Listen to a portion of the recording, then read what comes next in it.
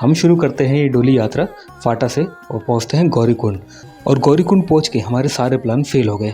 हमने सोचा था गौरीकुंड में रूम लेकर रुकेंगे और रात भर आराम करके सुबह मंदिर के लिए चढ़ाई शुरू करेंगे। पर जो हमने सोचा था, जैसा हमने प्लान किया था, वैसा कुछ नहीं होता।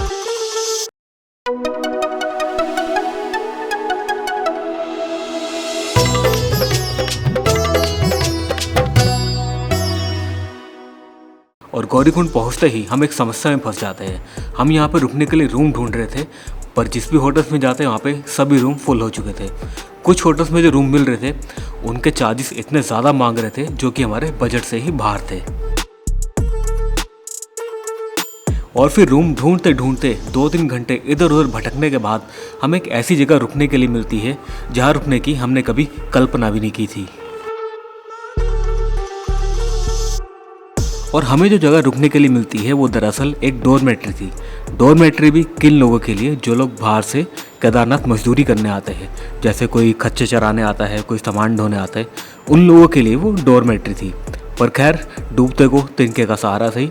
रात बिताने के लिए ये जगह काफ़ी है। इसके बाद हम सुबह निकलेंगे केदारनाथ मंदिर की ट्रैकिंग की ओर। तो जैसे तैसे इस डोरमेट्री में रात बिताने के बाद सुबह 6 बजे हम निकल पड़ते हैं केदारनाथ मंदिर की ट्रैकिंग की ओर।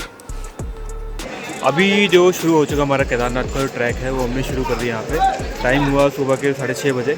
उसके बाद देखते हैं ऊपर केदारनाथ पहुँचने में कितना टाइम लगता है हमें। बाकी हालत काफ़ी ख़राब है यहाँ पे, वॉशरूम की फैसिलिटी बहुत कम है, होटल्स का तो बुरा हाल है, और मौसम बहुत अच्छा है यहाँ पे। और जैसे जैसे हम ट्रैकिंग पे आगे बढ़ते हैं यहाँ पे और भी खूबसूरत नज़ारे देखने को मिलते हैं। पर ट्रैकिंग करते समय एक समस्या का सामना सबको करना पड़ रहा था, वो थे यहाँ के खच्चर। इन खच्चरों की आबादी यहाँ पैदल यात्रियों से ज़्यादा थी और हमें थोड़ी थोड़ी देर बाद रुक जाना पड़ता था इनको साइड देने के लिए, क्योंकि इनकी टोली बड़ी ही तेज़ी से आती है और बिना किसी की परवाह किए आगे निकल जाती है। ट्रैकिंग का रास्ता इतना चौड़ा नहीं है कि खच्चर और लोग एक साथ चल सके। इसी वजह से यहाँ पे कई बार दुर्घटना भी हो जाती है।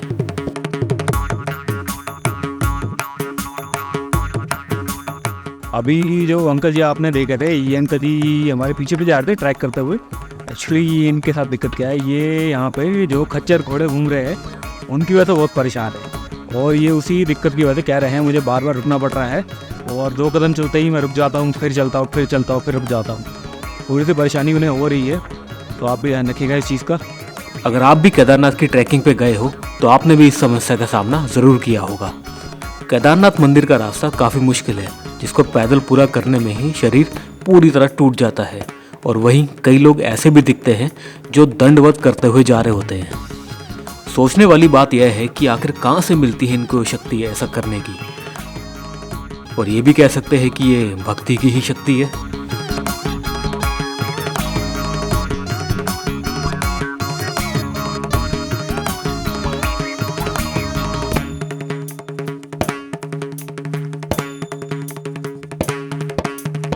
बहुत से साधु संत भी केदारनाथ मंदिर की ओर जा रहे हैं।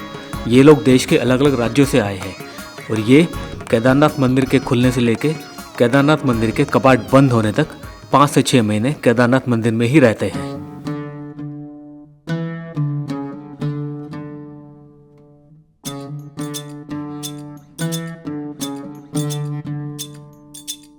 उसके बाद हम कुछ खाने के लिए रुकते हैं जंगल चट्टी में। और यहाँ हम क्या देखते हैं, एक साधु बाबा दुकानदार से काफ़ी देर से कुछ खाने के लिए मांग रहे होते हैं, पर दुकानदार उनकी तरफ देखता भी नहीं है। तो हमारा मन करता है कि हम साधु बाबा से कुछ खाने के लिए पूछें, और थोड़ी देर बाद हिम्मत जुटा के हम उनसे खाने के लिए पूछ ही लेते हैं। हालांकि एक पराठा और चाय से उनका क्या ही पेट भरेगा, पर जितने हमारे पास पैसे थे हम उतना ही उनको खिला पाए, क्योंकि यात्रा का बजट हमारा भी बहुत कम था।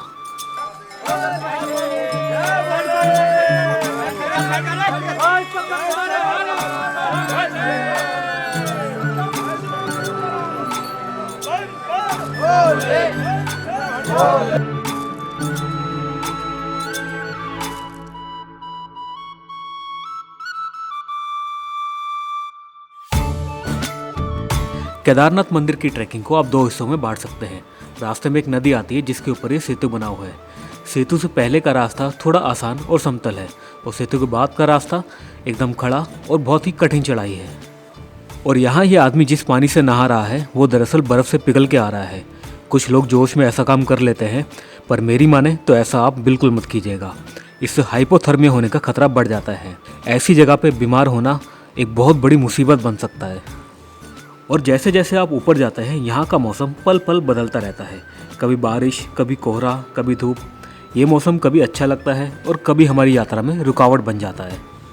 और जैसे जैसे हम आगे बढ़ते हैं हमारे शरीर की थकावट भी बढ़ती जाती है। हम थोड़ी थोड़ी देर बाद रुक के देखते हैं कि अभी और कितना दूर है, अभी और कितना चलना पड़ेगा।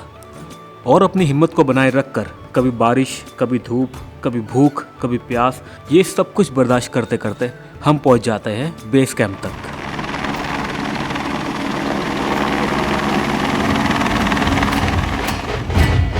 और फिर इंतज़ार होता है अगली सुबह का, यानी केदारनाथ मंदिर के कपाट खुलने का। आप लोग साथ में जुड़े रहिए और चैनल को सब्सक्राइब ज़रूर कीजिए। हम आपको दिखाएंगे केदारनाथ धाम की ओपनिंग सेरेमनी और साथ ही साथ यहाँ आने वाले यात्रियों का एक्सपीरियंस और उनकी शिकायतें इस चैनल पे। आप लोग साथ जुड़े रहिए। बहुत जल्द मिलते हैं अगली वीडियो में।